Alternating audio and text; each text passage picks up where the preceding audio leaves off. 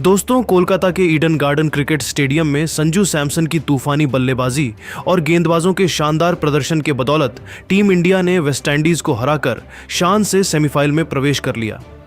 Team India के semifinal में पहुंचने से सिर्फ भारतीय फैंस ही नहीं, सरहद पार से भी जबरदस्त प्रतिक्रियाएं आई हैं।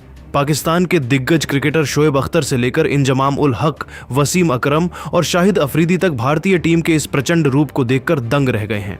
इन दिग्गजों ने संजू सैमसन की तबाड़तोड़ बल्लेबाजी और जसप्रीत बुमराह की शानदार गेंदबाजी को लेकर क्या कहा। दोस्तों, इन सभी चौंकाने वाले बयानों का पूरा सच हम आपको इसी वीडियो में बताने वाले हैं। दोस्तों, कोलकाता के ईडन गार्डन मैदान में आज भारत बनाम वेस्टइंडीज के बीच सुपर 8 का निर्णायक मुकाबला खेला जा रहा है। इस बड़े मैच में कप्तान सूर्यकुमार यादव ने टॉस जीतकर पहले गेंदबाजी करने का फैसला किया। शुरुआत में भारतीय गेंदबाजों ने सधी हुई लाइन लेंथ रखी, लेकिन वेस्टइंडीज के ओपनरों ने संयम और आक्रामकता का बेहतरीन मिश्रण दिखाया।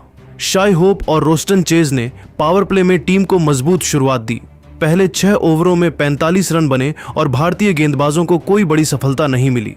होप ने 33 गेंदों पर 32 रन बनाए, जिसमें 3 चौके और 1 छक्का शामिल था। वह ज्यादा जोखिम नहीं ले रहे थे, बल्कि स्ट्राइक रोटेट करते हुए चेज को आक्रामक खेलने का मौका दे रहे थे। दूसरी ओर रोस्टन चेज ने सिर्फ 25 गेंदों में 40 रन ठोक दिए। उन्होंने 5 चौके और 1 छक्का जड़कर रणगति को तेज रखा। 8.5 ओवर में वरुण चक्रवर्ती ने शाई होप को आउट कर भारत को पहली सफलता दिलाई। इसके बाद शिमरॉन हेटमायर क्रीज पर आए और आते ही मैच का टेम्पो बदल दिया। उन्होंने मात्र 12 गेंदों में 27 रन बनाए, जिसमें 2 छक्के और 1 चौका शामिल था। हालांकि जसप्रीत बुमराह ने उन्हें 11.3 ओवर में आउट कर भारत को राहत दी। उसी ओवर में रोस्टन चेज भी बुमराह का शिकार बने और वेस्टइंडीज का स्कोर 3 विकेट के नुकसान पर 103 रन हो गया।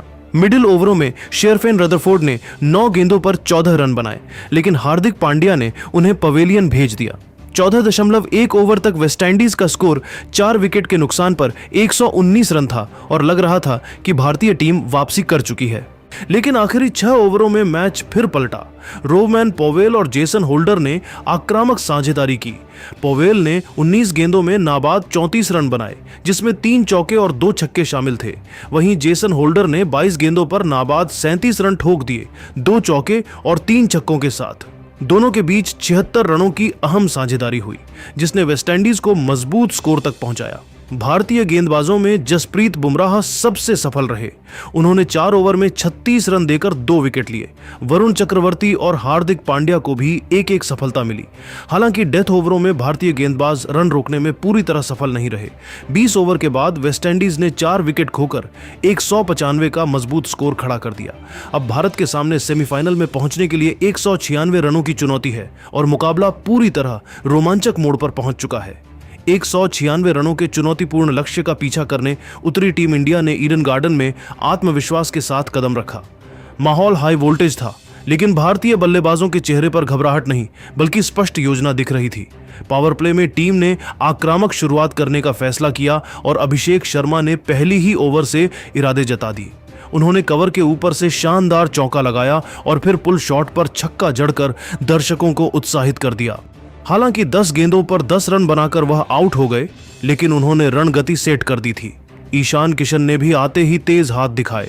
उन्होंने 6 गेंदों पर 10 रन बनाते हुए 2 बेहतरीन चौके लगाए, लेकिन जेसन होल्डर की गेंद पर कैच दे बैठे। शुरुआती 2 विकेट गिरने के बावजूद रन रेट नियंत्रण में था। इसी बीच संजू सैमसन क्रीज पर टिके रहे और उन्होंने पारी को संभालने की जिम्मेदारी उठाई। संजू सैमसन ने शुरुआत में स्ट्राइक रोटेट की और फिर जैसे ही मौका मिला बड़े शॉट खेलने शुरू कर दिए।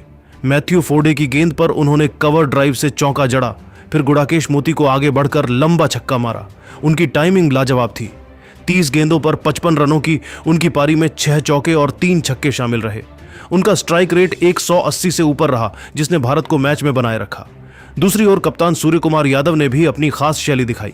उन्होंने 16 गेंदों पर 18 रन बनाए। एक शानदार फ्लिक शॉट पर छक्का और पॉइंट के ऊपर से चौका लगाया, लेकिन शमर जोसेफ की गेंद पर कैच दे बैठे। 10.2 ओवर में भारत का स्कोर 3 विकेट के नुकसान पर 99 रन था और जीत के लिए अभी भी 97 रन चाहिए थे। मिडिल ओवरों में संजू सैमसन ने पारी की कमान संभाले रखी।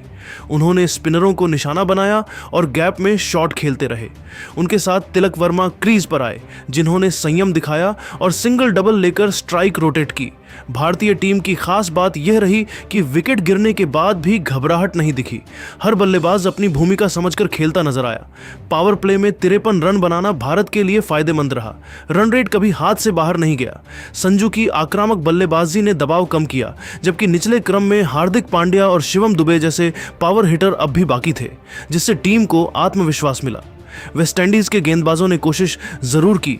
अकील हुसैन और होल्डर ने शुरुआती झटके दिए, लेकिन भारतीय बल्लेबाजों की सकारात्मक मानसिकता ने उन्हें मैच में बनाए रखा। ईडन गार्डन में चौकों छक्कों की बारिश ने मुकाबले को रोमांचक बना दिया। कुल मिलाकर टीम इंडिया की यह पारी संतुलन और आत्मविश्वास की मिसाल रही। आक्रामक शुरुआत, मिडिल ओवरों में समझदारी और बड़े शॉट्स के सही चयन ने 196 रनों के लक्ष्य को चुनौतीपूर्ण जरूर बनाया, लेकिन असंभव नहीं। अब मुकाबला रोमांचक मोड़ पर था और हर फैन की निगाहें आखिरी ओवरों पर टिक चुकी थीं। टीम इंडिया के इस धमाकेदार प्रदर्शन के बाद पाकिस्तान दिग्गज दंग रह गए और भारत के सेमीफाइनल में पहुंचने पर चौंकाने वाली बयान दिए। सबसे पहले शोएब अख्तर ने सबसे पहले अपनी प्रतिक्रिया देते हुए कहा, आज जो टीम इंडिया ने खेल दिखाया है वह चैंपियन टीम की निशानी है। संजू सैमसन ने जिस तरह दबाव में बल्लेबाजी की वह काबिल तारीफ है। बड़े मैच में 50+ रन बनाना आसान नहीं होता, लेकिन जिस आत्मविश्वास के साथ उन्होंने चौके छक्के लगाए उससे साफ दिखता है कि वह बड़े मंच के खिलाड़ी हैं। मुझे सबसे ज्यादा मजा इस बात में आया कि उन्होंने सिर्फ आक्रमण नहीं किया, बल्कि मैच की स्थिति को समझते हुए खेला। मैंने पहले कहा था और अब कह रहा हूं कि अगर किसी को क्रिकेट कैसे खेला जाता है सीखना है तो भारतीय टीम को देखो। अख्तर ने जसप्रीत बुमराह की गेंदबाजी पर भी खुलकर बात की। बुमराह जब लय में होते हैं तो दुनिया का कोई भी बल्लेबाज सहज नहीं रह सकता। जिस तरह उन्होंने मिडिल ओवर में मैच पलटा वही असली टर्निंग पॉइंट था। उनकी यॉर्कर, उनकी धीमी गेंद, सब कुछ सटीक था। ऐसे गेंदबाज बड़े टूर्नामेंट जिताते हैं। अगर भारत को यह वर्ल्ड कप जीतना है तो बुमराह जैसे खिलाड़ियों की भूमिका निर्णायक होगी। इंजमाम उल हक ने कहा, भारत ने दिखा दिया कि दबाव में कैसे खेला जाता है। संजू सैमसन की पारी सिर्फ रन नहीं थी, वह एक बयान था। जब टीम को संभालने की जरूरत थी तब उन्होंने जिम्मेदारी ली। यही फर्क होता है अच्छी टीम और महान टीम में। पाकिस्तान समेत कई टीमों को भारत से सीखना चाहिए कि बड़े मैच में संयम और आक्रामकता का संतुलन कैसे बनाया जाता है। उन्होंने आगे कहा, भारत की बल्लेबाजी में गहराई है। अगर टॉप ऑर्डर में कोई जल्दी आउट हो भी जाए तो मिडिल ऑर्डर मैच संभाल लेता है। यही वजह है कि यह टीम इस वर्ल्ड कप की सबसे बड़ी दावेदार नजर आ रही है। जिस तरह उन्होंने वेस्टइंडीज जैसे पावरफुल विपक्ष को मात दी, उससे साफ है कि उनका आत्मविश्वास चरम पर है। वसीम अकरम ने खास तौर पर भारतीय गेंदबाजों की तारीफ की। टी20 क्रिकेट में 190+ का लक्ष्य चेज करना आसान नहीं होता, लेकिन भारत ने पहले गेंदबाजी से मैच बनाया। बुमराह ने जो स्पेल डाला वह मास्टर क्लास था। उन्होंने दिखाया कि कैसे बड़े बल्लेबाजों को पढ़कर गेंदबाजी की जाती है। भारत की गेंदबाजी यूनिट बेहद संतुलित है। स्पिन भी है, पेस भी है और हर गेंदबाज अपनी भूमिका समझता है। अकरम ने आगे कहा, अगर आप टूर्नामेंट जीतना चाहते हैं तो आपको दबाव झेलना आना चाहिए। भारत ने आज वही किया। आखिरी ओवरों तक संयम बनाए रखा और फिर सही समय पर हमला किया। यह टीम सिर्फ प्रतिभा से नहीं, मानसिक मजबूती से भी खेल रही है। शाहिद अफरीदी ने संजू सैमसन की बल्लेबाजी को तबाही करार दिया। जिस अंदाज में उन्होंने छक्के लगाए उससे मैच का रुख बदल गया। मुझे लगा कि वह सिर्फ रन नहीं बना रहे, बल्कि विपक्ष को संदेश दे रहे हैं कि भारत किसी भी परिस्थिति में पीछे हटने वाला नहीं है। ऐसे खिलाड़ी टूर्नामेंट में एक्स फैक्टर साबित होते हैं। अफरीदी ने कहा, मजा आ गया जिस तरह टीम इंडिया ने दबाव में खेला। ये वही टीम है जो बड़े मौके पर और मजबूत हो जाती है। अगर यही फॉर्म जारी रही तो मुझे नहीं लगता कि कोई भी टीम उन्हें रोक पाएगी। भारत इस वर्ल्ड कप को जीतने का प्रबल दावेदार है। चारों दिग्गजों की राय में एक बात साफ थी, भारत ने सिर्फ मैच नहीं जीता बल्कि अपने इरादे भी जाहिर कर दिए हैं। संजू सैमसन की विस्फोटक बल्लेबाजी और जसप्रीत बुमराह की सटीक गेंदबाजी ने यह दिखा दिया कि टीम इंडिया हर विभाग में संतुलित है। दबाव में शांत रहना, सही समय पर हमला करना और विपक्ष को मानसिक रूप से मात देना, ये गुण चैंपियन टीम की पहचान है। तो दोस्तों, जैसे कि आप सभी ने इस वीडियो के अंदर देखा कि पाकिस्तानी दिग्गज जो होंगे वो इस वक्त पे क्या सोच रहे होंगे। देखो भाई, मैच अपने आप में खतरनाक था। अब सबको पता है कि ईडन गार्डन्स एक चेजिंग पिच है और यहाँ तक कि मैंने भी अपने क्लोज वंस को यही कहा था कि अगर Indian cricket team by chance toss जीतती है और पहले बॉलिंग चुनती है तो चेज कर लेगी, या वेस्ट इंडीज़ भी अगर टॉस जीतता है और पहले बैटिंग चुनता है तो इंडियन क्रिकेट टीम चेज कर लेगी, और बिल्कुल वैसा ही हुआ। अब देखो कि इंडियन क्रिकेट टीम के सामने ऐसा नहीं कि वेस्ट इंडीज़ की बल्लेबाजी कोई फीकी थी, हल्की थी।